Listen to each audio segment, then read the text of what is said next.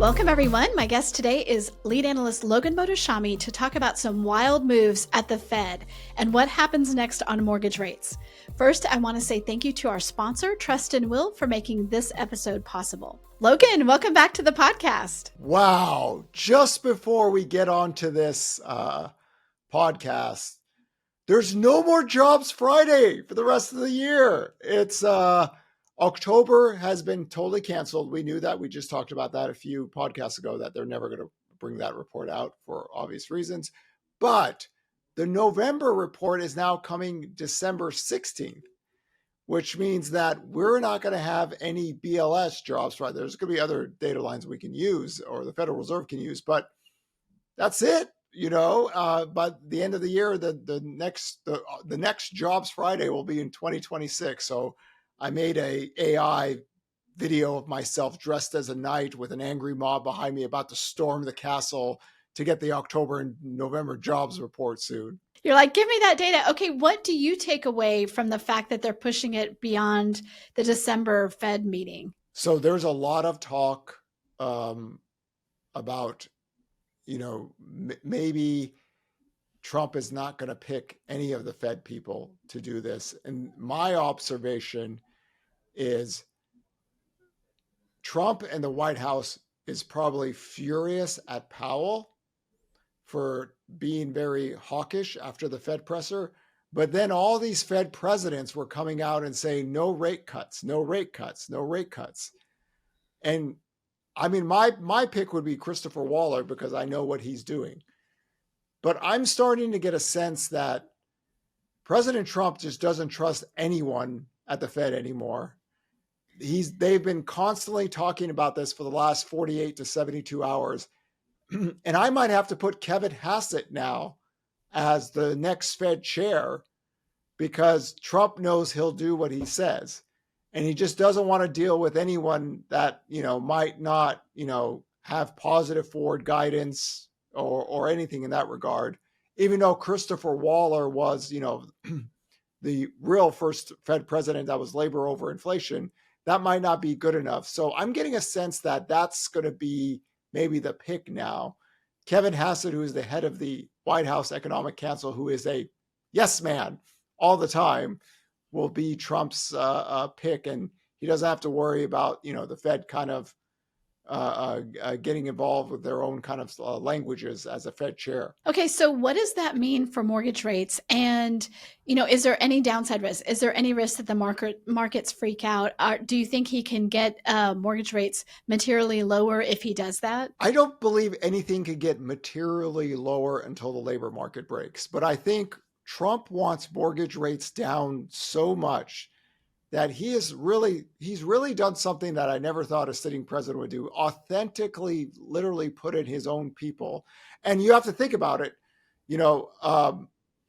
why are mortgage rates near 6%? It's because the labor market was deteriorating faster than what the Fed members were doing. So in that light, the Fed is old and slow. They've been this the whole year, but then they went a little bit too hawkish, I think, for Trump's language. So imagine if Kevin Hassett was the Fed chairman in the last, he would have had a different forward guidance and the 10-year yield would be a little bit lower right now and mortgage rates would be a little bit lower. So if you want to think about it on an apples to apples basis, that's how you should look at it. Not like mortgage rates are going to go to 5% or QE is happening or anything. But the forward guidance by Powell and the Fed presidents, I believe, really pissed people off in the White House. And they kept on talking about it time and time again. So it would be better for everyone in the mortgage and housing industry if Jerome Powell was gone and they had Kevin Hassett, just for the sense that the forward guidance would have been a little bit more dovish than what he said. That's kind of maybe the short-term way of looking at it. But there's a lot going on, Sarah, out here. And it has to do with general economics as well. Okay, so just to be clear, you don't think anybody, no matter who he picks, is going to be able to cut rates down to where Trump would really like them? No. Okay. Because it's a committee. He doesn't have all the members. He'd have to put the right amount of people. He doesn't have that right now. So that's not going to happen. It's done by a committee, and I don't believe the Federal Reserve members themselves would do that. Even Stephen Meyer, and who is his own pick out here that brought him into the Fed governor, he's not one of these bring rates down to 1.25% that Trump wanted to talk about. So that to me is almost like an illogical conversation to have, because you're asking for the Fed funds rate to be at emergency levels in a very short amount of time. They don't even operate that way unless something like COVID happened, where COVID was, an exogenous shock. Then you got rates down. So getting down to 1.25, like Trump says, no, that's not in the works. That seems like it would shock the whole system anyway. I'm not a big believer of this big shock theory that a lot of people say that, oh, look at the bond market's going to teach. The bond market's at 410 right now. And Trump's trying to fire Lisa Cook. Right. He put his own Fed member in there, and he's basically bullying the Fed every day. The 10-year yield is basically where it kind of should be with Fed policy. So I'm not a big believer of that, but Trump was talking about 1.25 Fed funds rate, and that we don't operate that way unless there's an emergency. And there's nobody out there that's part of the Fed that's even talking about that, not even Stephen Meyer, who's his own person. So with the jobs numbers, it's always confounding a little bit, because it's like, if they're good reports, why doesn't he want to release it? If it's bad reports, why doesn't he want to release it so that we get lower rates? Like, why do you think that is not something, the way he thinks about this? I encourage everyone to listen to our podcast on why we were not going to get the October reports, and the BLS said that's not going to happen. There is a lot going on with his economic policy right now, with midterms coming up, and there's a lot of stuff being thrown out. I don't believe if Goldman Sachs is correct and it's a negative October report, I don't think at this period in time, when he's about to get something from the Supreme Court on his tariffs, that they can take this kind of report at this stage. Speaking of all sorts of things out there, let's talk about an idea that the president has had that seems to have some momentum, or at least they are taking steps, and that is sending everyone a $2,000 check. Tell me what you think.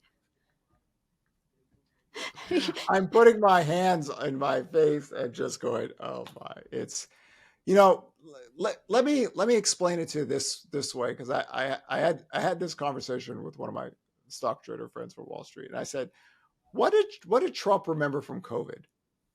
People were consuming goods, people were buying homes. Why? Because the Fed funds rate was much lower, mortgage rates were lower, and people got checks.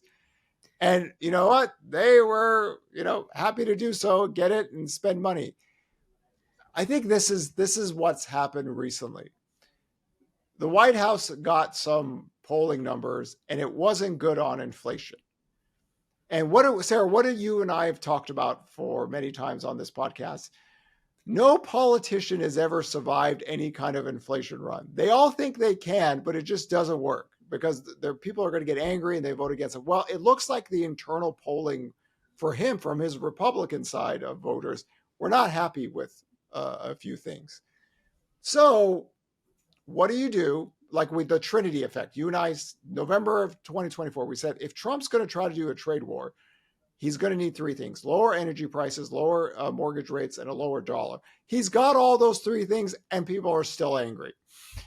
So I think, I don't believe, this is not my wheelhouse legally. I don't know logistically how he's going to be able to do that. The tariff revenues don't equate to the same amount of money, and Congress shells that out. But if you give people money, the people that need it the most will be somewhat happy.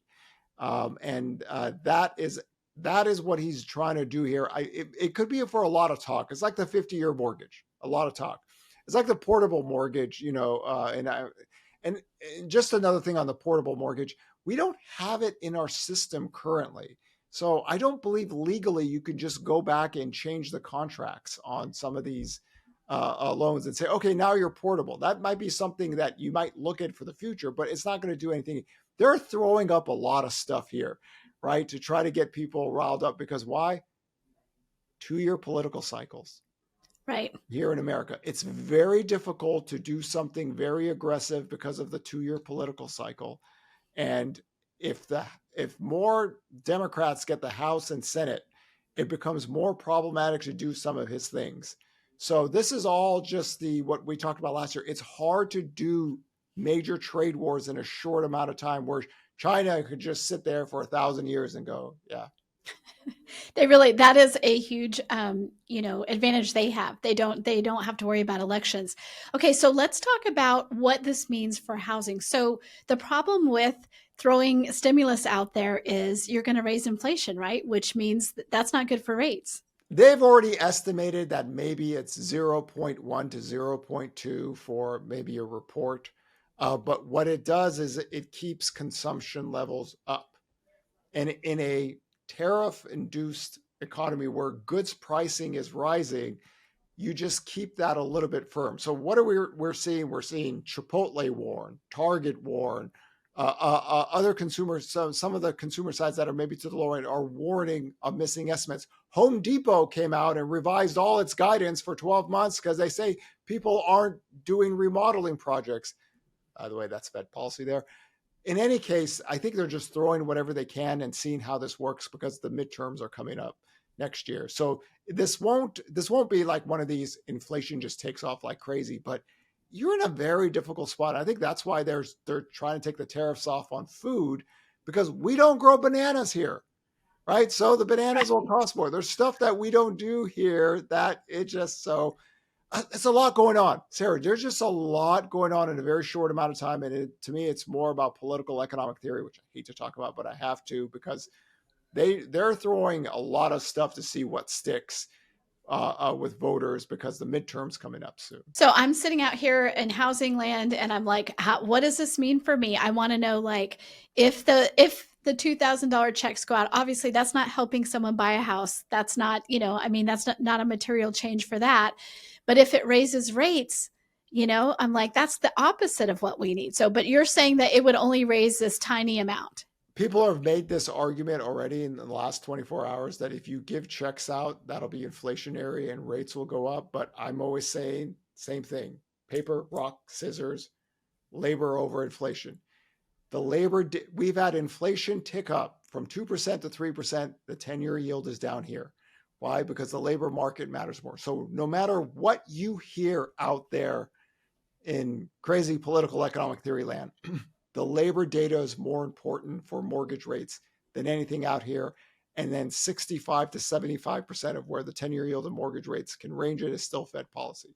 So the fact that we're not getting a jobs report until the next December 16th, I think, means the Fed's going to have to use its secondary data lines. They're going to have some reports. They can make a decision. Listen, I can make a decision out here, and I have my cat as my only assistant. They have tons of people out there working for them, so they've got enough info. But the labor data is the only reason mortgage rates got down here and mortgage spreads got better. That's it. If it wasn't for that, we're talking 7% mortgage rates still today. None of the positive data lines that we've seen in the last 15, 16 weeks would have occurred.